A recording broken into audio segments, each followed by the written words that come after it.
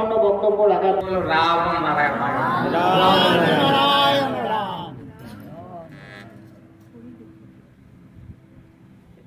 এমনি এখানে তো বেশিরভাগই ঠাকুরের দীক্ষিত শিষ্য আমার ভাই বোন, কিন্তু কয়েকজন আছে যারা নতুন এসছেন। আপনারা বাংলা বোঝেন তো? বোঝেন না? আচ্ছা, আমি কিন্তু নতুনদের জন্য বলবো, পুরনোদের জন্য না, এরা জানে।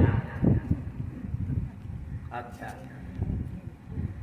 এই যে রাম নারায়ণ রাম নাম এতক্ষণ হলো, এই নামটা কেন দেওয়া হয়েছে? क्यों ठाकुर बालक ब्रह्मचारी ये नाम जगत के लिए दान किया?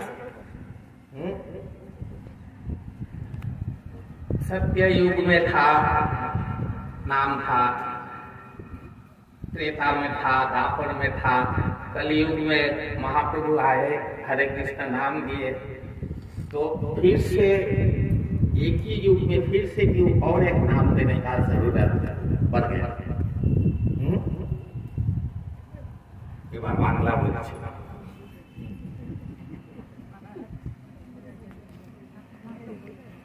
अच्छा, एक तो हिंदी बोली। सत्य युग में नारायण आए थे, त्रेता में राम, द्वापर में कृष्ण और कली में महाप्रभु। ऐसा बोला जाता है कि नारायण जो आए थे वो 4 कला थे, उसके बाद राम आए वो 8, कृष्ण 12, और इस कलियुग में पूर्ण के आने का संदेश महान ने दिए थे। जैसा लखनाथ ब्रह्मचारी, दैलंग स्वामी, आदित्यनाथ बाबा, ये लोग उनके जो शिष्य लोग थे उनसे कहा थे, आप जो भगवान थे आश्रम वो हिल गया। क्यों? कलियुग में पाप का खराब पूर्ण हो गया। अब साधु संत में पाप बच गया। तो जब साधु संत में पाप घुस जाता है तब भगवान का आसन हिल जाता है, तब वो उतरते हैं। तो ये जो 4, 8, 12 ये आए, इनसे पूरा विश्व का कल्याण नहीं हो सकता। जैसा कृष्ण, उनका जो धर्म राज्य थे वो 36 साल टिका। আবার কি এই কৃষ্ণ, রাম, মহাপ্রভু এদের সারা বিশ্বের লোক অ্যাকসেপ্ট করেনি। যেমন আল্লাহ, যেমন यीशु, যেমন बुद्ध, ये लोग सब महान थे, लेकिन जैसा सूरज को सब ने ग्रहण कर लिया, वायु को सब ने ग्रहण कर लिया, पानी जल को सब ने ग्रहण कर लिया, ऐसा कोई ऐसा गुरु महान अब तक नहीं इस धरती पे उतरा जिसको सब लोग ने मान लिया। तो कली में पूर्ण ब्रह्म के आने की बात इन ऋषि मुनियों ने कहा। क्या बोला कि उनका जो वस्त्र होगा वो होगा सफेद, हाथ में रहेगा हंसी, प्रच्छन्न रहेगी, वो ধ্বংস का बीज বপন कर देगा। ধ্বংসের বীজ উনি বপন করবেন প্রচ্ছন্ন ভাবে, उनको कोई पहचानेगा नहीं सिवाय उनका शिष्य और एक दो मुनि ऋषि, उनको पहचानेगा और कोई नहीं।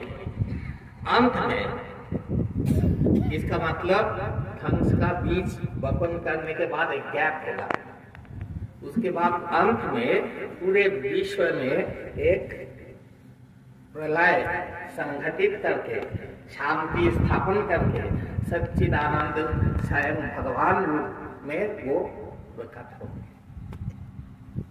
थोड़ा थोड़ा टूटा फूटा हिंदी समझते हैं तो बस, जो जैसा भविष्यवाणी था उसी हिसाब से पूर्ण ब्रह्म बालक ब्रह्मचारी महाराज अवतीर्ण हुए। ये जो राम नारायण राम नाम उन्होंने दिए है, ये राम सीता के पति राम नहीं है, ये नारायण लक्ष्मी के पति नारायण नहीं है। राम शब्द का अर्थ विहत, बड़ा। ये जो महाकाश है, ये इसका जो सूर है उसको कहा गया राम, और ये जो परिदृश्यमान जगत है इसको कहा गया नारायण। जैसे कहता है नर नारायण, मालूम है? तो नारायण पानी में, जल में तैरते हैं, लेटे हुए। हाँ? तो मानव शिशु माँ के पेट में पानी में ही रहते हैं, और नाभि मूल से जो सृष्टि हुआ, माँ के नाभि मूल से ही सृष्टि, जो यही है नारायण जो दिखता है, और जो नहीं दिखता है उस शक्ति को कहता है राम। वही राम से हम आए इस नारायण रूपी जगत में, फिर से लौट के जाएंगे, इसीलिए राम नारायण राम। ये क्यों दिए नाम? अब तक इस जगत में बहुत सारे युद्ध हुआ, जैसा कुरुक्षेत्र का युद्ध हुआ, विप्लव हुआ, सब कुछ हुआ, लेकिन इस समाज जो प्रॉब्लम है उसका समाधान किसी ने नहीं कर सका। आप देखिए, धर्म के नाम पर हिंसा, युद्ध, विद्वेष, सब कुछ है। धर्म लोगों को एक करता है, यहाँ का धर्म लोग को बिछड़ने का काम करता है।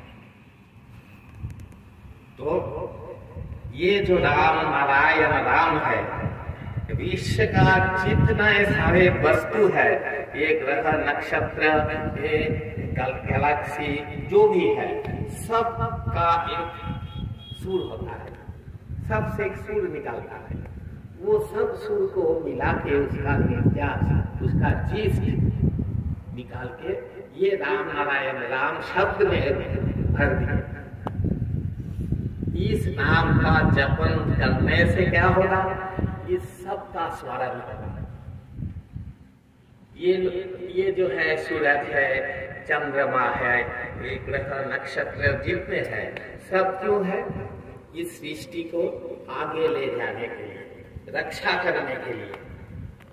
ये जो हम लोग कहते हैं देवता, देवता कौन है? जो दान करते हैं। तो दान किसके दान से हम जीते हैं?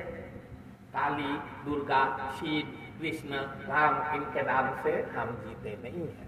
हम जीते हैं वायु, जल, मिट्टी, सूरज और आसमान। ये जो पंचभूत है, इनके दान से हम जीते हैं। पूरे जीवन अगर हम मंदिर में नहीं गए, मस्जिद में नहीं गए, गिरजा में नहीं गए, हम जिएंगे, हम खा पी के जिएंगे।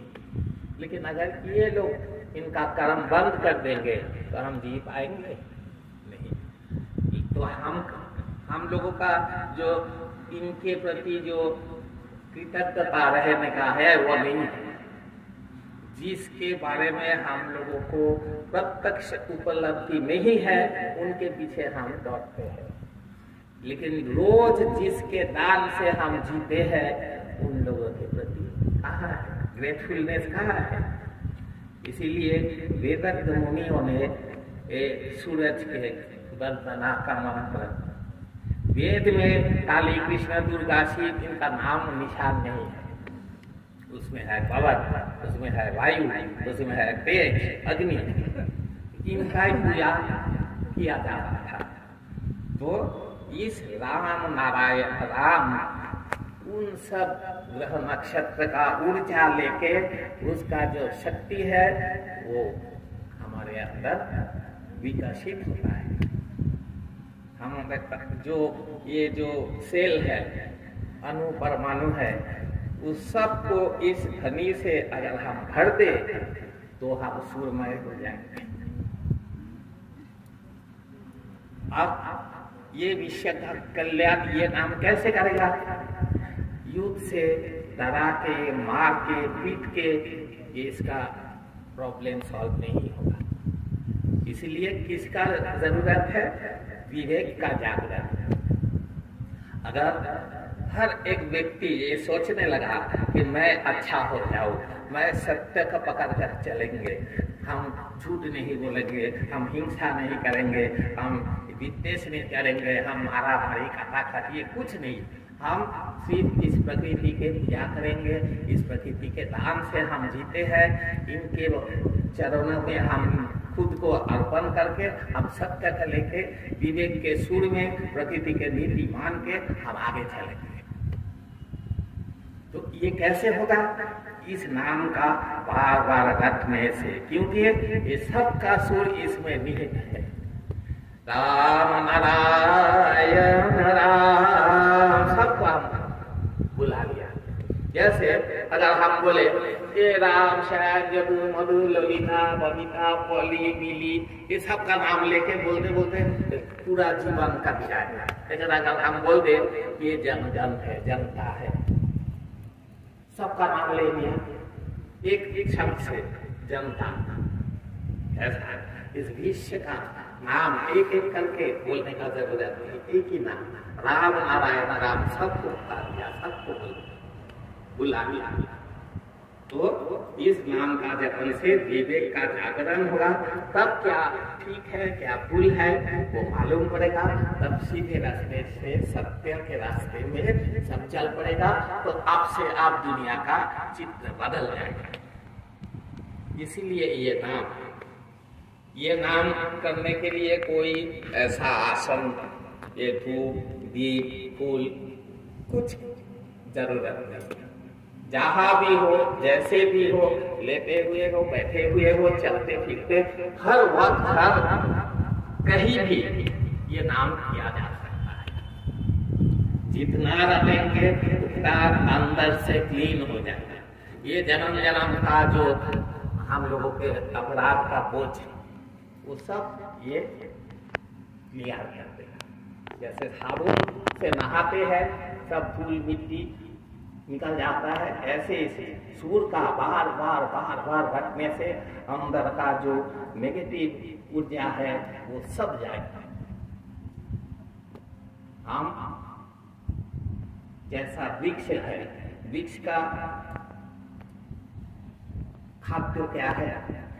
वृक्ष के जड़ में, जड़ी तो कहता है, उसमें अगर घी मधु दूध दिया जाता है तो मर जाता है, तो दिएगा नहीं।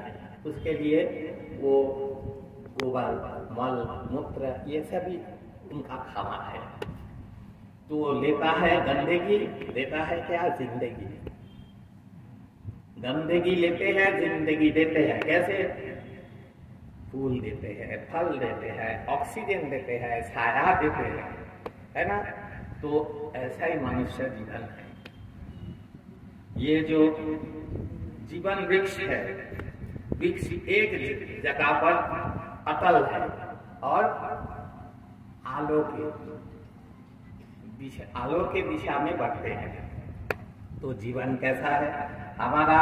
वो सार क्या है? जैसा मलमूत्र वृक्ष का है, हमारा है रोग शोक दुख यातना, ये सब हमारा सार है। और हम देख क्या फूल और फल क्या है?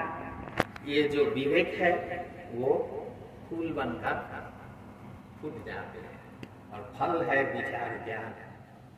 और ये जो छाया वो है सबको लेकर सबको आश्रय देना। और ऑक्सीजन क्या है? प्यार, भालोबासा, प्रेम। तो ऐसे प्रकृति के ग्रंथ पाठ करने से हम सीख पाएंगे कैसे जीवन में चलना है। यही शिक्षा ठाकुर बालक ब्रह्मचारी दिए है। और इसको समझने के लिए ये जो असत्य अज्ञानता कुसंस्कार का जो चादर हमारे ऊपर बिछाया हुआ है उसको हटाने के लिए बार बार ये नाम रखना पड़ेगा। तब क्या होगा, सत्य का आलोक जब इधर आएगा तो हम उसको समझ पाएंगे। एक सफेद कागज पे अगर हम बोले कि इसमें जेरॉक्स कर दीजिए तो हम पढ़ पाएंगे, तो जिसमें पहले से ही उल्टा पलटा लिखा हुआ आधी टूटी हिजी बिजी, उसमें अगर जेरॉक्स करके देंगे तो नहीं पढ़ पाएंगे। तो हमारे मन में ये ऐसा हिजी बिजी बहुत है, पहले से हम सब समझ गए, ये है भगवान, ये है परमात्मा, ये है सृष्टा। एक पैर भी जो साधना के लिए एक सीढ़ी भी नहीं पैर रखा है, पहला सीढ़ी में पाँव नहीं रखा है और जान गए ये सब है। तो हमको सिखाया गया है, इनको मानो नहीं तो इनको श्राप लगेगा। माँ पिता माँ का श्राप देने के लिए नहीं होता है, वो संतान का बच्चे का भलाई चाहते हैं। तुम उपवास करके खाओ मत, हमारे पूजा पहले करो उसके बाद खाओ, कोई माँ नहीं बोलेगा। ये सब इधर लोगों ने बनाया है, प्रकृति का नियम ऐसा नहीं है। तो हमको ये जानना है सच क्या है, पहले से धारणा करके असाम्पशन करके कोई एक ठान लिया यही ठीक है, ऐसे सत्य तक कभी नहीं जान पाएगा। रडार जैसा होना पड़ेगा, ऐसे घूमेगा। कहाँ से कोई आज साइंस में है ना, कोई एलियन का कोई सिग्नल आ रहा है कि नहीं, ऐसा घूम रहा तो कहाँ है रडार। तो ऐसा हमको खोजना पड़ेगा, सत्य का सूर कहाँ से निकल रहा है, कैसे मैं जान पाऊँ। इसलिए बार बार नाम से क्या होगा, रडार सब ओपन हो जाएगा। ये जो सेल्स है वो सब उसको कैप्चर करने के लिए वो मजबूती आ जाएगा, तब सत्य को पहचान पाएगा। इसलिए बार बार ये नाम रखना पड़ेगा।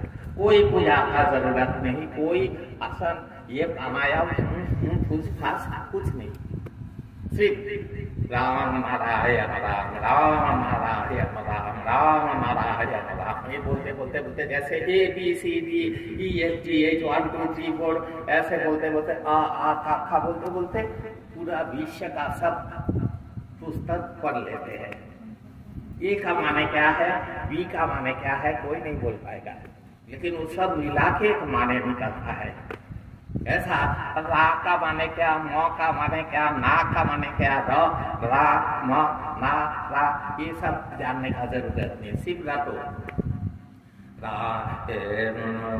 2 3 4 5 6 7 ABCD ऐसा राम नारायण राम राम नारायण। ये विश्व का जो सब बुक है उसको पढ़ने के लिए ये 26 लेटर का जरूरत है। और ये महाविश्व का जो पुस्तक है, प्रकृति का जो ग्रंथ है, उसको पाठ करने के लिए ये राम नारायण राम, यही है वर्णमाला, यही है ABCD कथा। इसका रटने से वो मालूम पड़ जाएगा। इसलिए सब दिल से बोलो राम नारायण नारायण।